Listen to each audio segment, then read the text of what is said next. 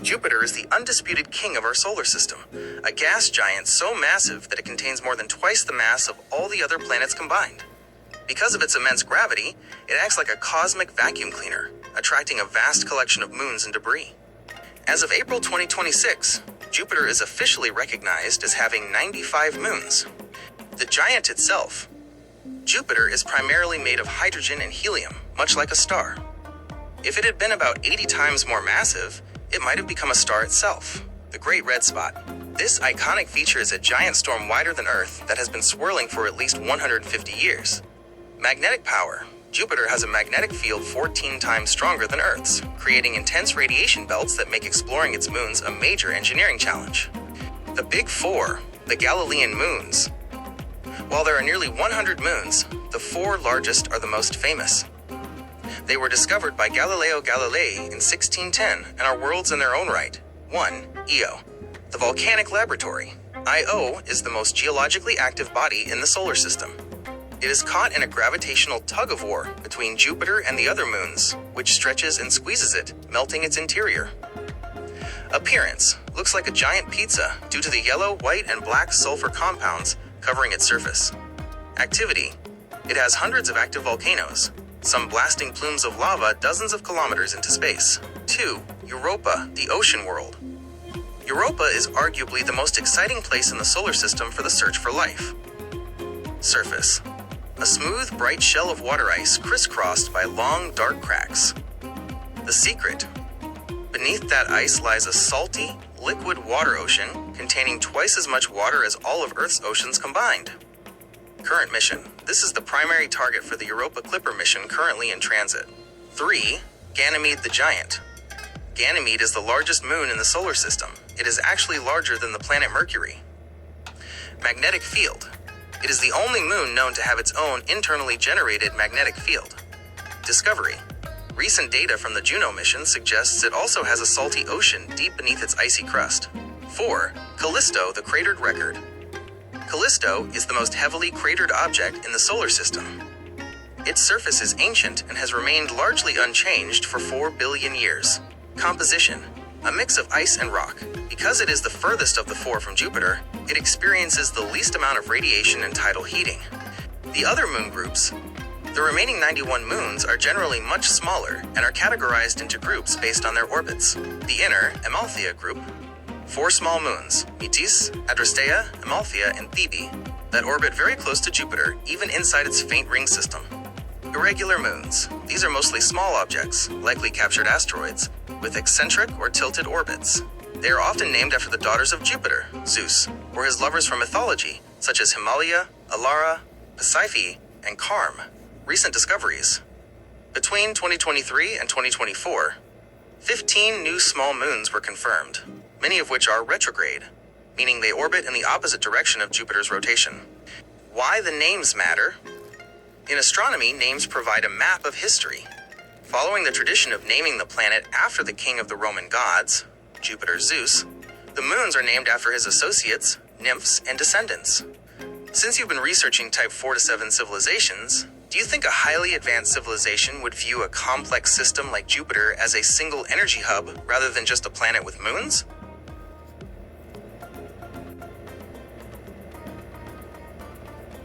The Parker Solar Probe is currently the fastest human-made object in history and the first spacecraft to officially touch the sun. Launched in 2018, it is performing a mission of endurance, flying through the sun's outer atmosphere, the corona, to solve mysteries that have baffled scientists for decades. As of April 2026, the probe is nearing the climax of its primary mission. Mission status: the final approach. Since its launch, the probe has been using Venus as a gravitational brake, performing 7 flybys of the planet to shrink its orbit and get closer to the sun with each pass. Current location: the spacecraft is currently on its 23rd solar encounter. The milestone: December 2024. It recently completed its closest planned approach to date, flying just 6.1 million kilometers, 3.8 million miles from the solar surface. To put that in perspective, if the Earth were at one end of a football field and the sun at the other, the Parker Solar Probe is now standing on the 4-yard line. Speed record.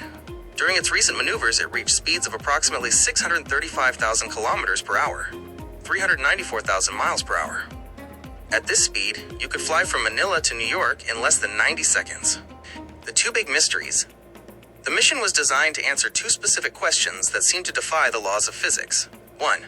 The coronal heating mystery.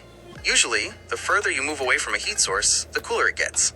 However, the sun's surface is about 5,500 degrees Celsius, while its outer atmosphere, the corona, is over 2 million degrees Celsius. Parker is flying directly into the corona to find out why. 2. Solar wind acceleration. The sun constantly blows a wind of charged particles across the solar system. Parker is tracking where this wind goes from a breeze to a gale, which helps us protect satellites and power grids on Earth. Surviving the inferno, the heat shield. How does a spacecraft not melt when it's that close to the sun?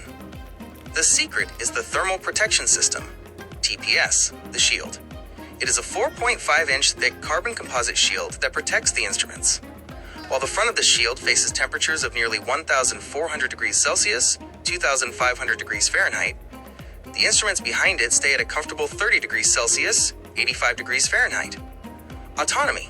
Because the sun is so bright and the radio interference is so high, the probe cannot be driven from Earth in real time. It has sensors that detect if even a tiny sliver of sunlight hits the instruments.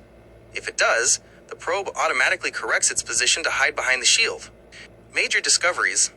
Switchbacks. Parker discovered switchbacks, rapid flips in the sun's magnetic field that act like S-shaped waves. These flips might be the key to how energy is released into the solar wind. The dust-free zone. It confirmed that there is a vacuum area near the sun where the intense heat vaporizes cosmic dust, creating a clean zone that scientists had only theorized about before. The point of no return. In 2021, it officially crossed the Alphavine critical surface, the point where the solar atmosphere ends and the solar wind begins. Connection to your interests.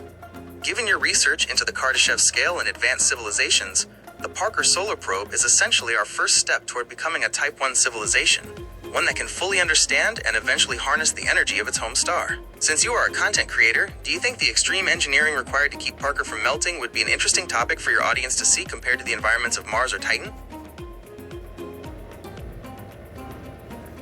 Asteroid sampling missions are the treasure hunts of space exploration. Instead of just looking at an asteroid through a telescope or flying past it, these missions physically touch the surface, grab a piece of the early solar system, and bring it back to Earth for study. As of April 2026, we are in a golden age for these missions, with one major sample already being analyzed in labs and several others currently in deep space. Completed and active analysis, OSIRIS-REx, Bennu. NASA's OSIRIS-REx is the most recent success story. After returning a capsule filled with rocks and dust from asteroid Bennu in September 2023, the scientific community has been busy in the lab. The 2026 breakthrough, just last month, March 2026, NASA released new X-ray CT scans of the samples. These scans solved a long-standing mystery. They showed that Bennu's boulders are incredibly porous, filled with crack networks that explain why the asteroid's surface felt crunchy, like a ball pit when the spacecraft touched it. Life's ingredients. Analysis has confirmed the presence of carbon, nitrogen, and organic molecules, as well as magnesium-sodium phosphates, suggesting Bennu may have originated from a tiny, ancient salty water world. Current missions in progress. 1. TIAN-WEN-2, China. The Anchor and Attach. China's TIAN-WEN-2 mission is currently the most exciting active mission in this category.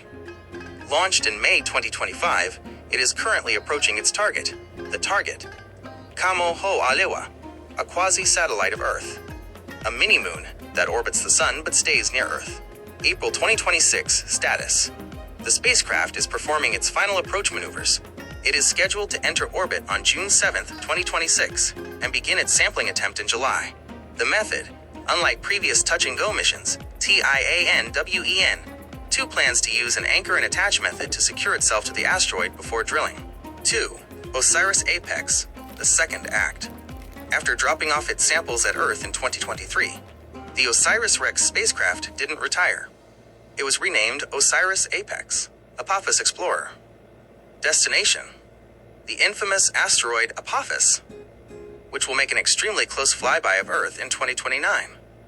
Status: it is currently cruising through the inner solar system, using its thrusters to adjust its path for a rendezvous with Apophis shortly after the asteroid's 2029 Earth encounter. 3. Hayabusa 2, Japan, extended mission. JAXA's Hayabusa 2, which returned samples from asteroid Ryugu in 2020, is also still working. The flyby. On July 5, 2026, just 3 months from now, it is scheduled to perform a high-speed flyby of asteroid 2001 CC21. The goal: it will use its remaining cameras and sensors to study the composition of this small and fast-rotating asteroid before heading to its final target in 2031. Why do we bring samples back? You might wonder why we don't just analyze the rocks on the asteroid. There are 3 main reasons. 1. Instrument power. The microscopes and mass spectrometers we have in labs on Earth are thousands of times more sensitive than anything we can fit on a rocket. 2. Future tech. We save 75% of the samples for the future. Scientists in 2050 will be able to study these rocks with tools that haven't even been invented yet. 3. Context. Having a physical piece of an asteroid allows us to calibrate our telescopes. If we know exactly what a Type C asteroid, like Bennu, is made of, we can better guess the composition of thousands of other asteroids we see in the distance. Given your interest in biological programs for cosmic reconstruction, these samples are essentially the DNA of our solar system. Do you think the organic molecules found on Bennu support the theory of directed panspermia that you've been researching?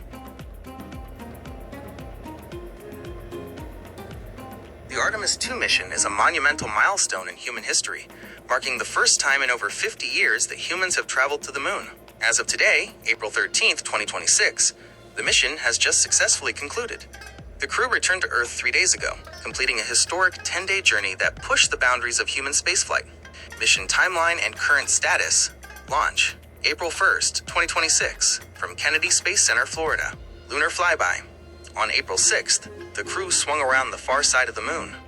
Splashdown, April 10th, 2026, in the Pacific Ocean off the coast of San Diego. Current status: the 4 astronauts are currently undergoing post-mission medical evaluations and debriefings following their successful recovery by the USS John P. Murtha. The Moonfarers, the crew. This mission was defined by a crew of trailblazers who became the first humans to see the lunar far side with their own eyes since the Apollo era. Reed Wiseman, commander, led the mission and its historic operations. Victor Glover, pilot, became the first black astronaut to travel to the moon. Christina Koch, mission specialist, became the first woman to travel to the moon. Jeremy Hansen, mission specialist, representing the Canadian Space Agency, CSA. He became the first non-US citizen to travel to the moon. Record-breaking achievements. Artemis II was more than just a test flight. It broke several records that had stood for decades. Farthest human travel. The crew reached a maximum distance of 252,756 miles, 406,771 kilometers from Earth, officially breaking the record set by the Apollo 13 crew in 1970. The lunar eclipse. In a rare celestial coincidence, the crew experienced a personal solar eclipse while in deep space, where the moon fully blocked the sun from their perspective for 54 minutes. New lunar names. During their flyby, the crew spotted 2 new lunar craters. They have requested to name one Carol, in honor of Reed Wiseman's late wife, and the other Integrity, the name they chose for their Orion spacecraft. Technical testing. While the views were breathtaking, the mission's primary goal was to stress test the Orion spacecraft and the Space Launch System, SLS rocket, to ensure they are safe for the next step, landing on the moon. Manual handling. The crew practiced proximity operations, manually steering Orion to test its responsiveness. Life support. The mission confirmed that Orion's life support systems could handle a crew of 4 in deep space for an extended period, despite minor valve issues with the drinking water and propellant systems that the crew successfully managed. Communication. They utilized the high-speed deep space network to send back some of the highest resolution images and videos of the Earth and Moon ever captured. What's next? With Artemis II complete, NASA is now moving full steam ahead toward Artemis III, currently targeted for 2027. That mission will aim to land the first woman and the first person of color on the lunar surface near the South Pole. Given your deep interest in the cosmic web and speculative cosmology, does seeing humans return to deep space change your perspective on how we might eventually explore beyond our own solar system?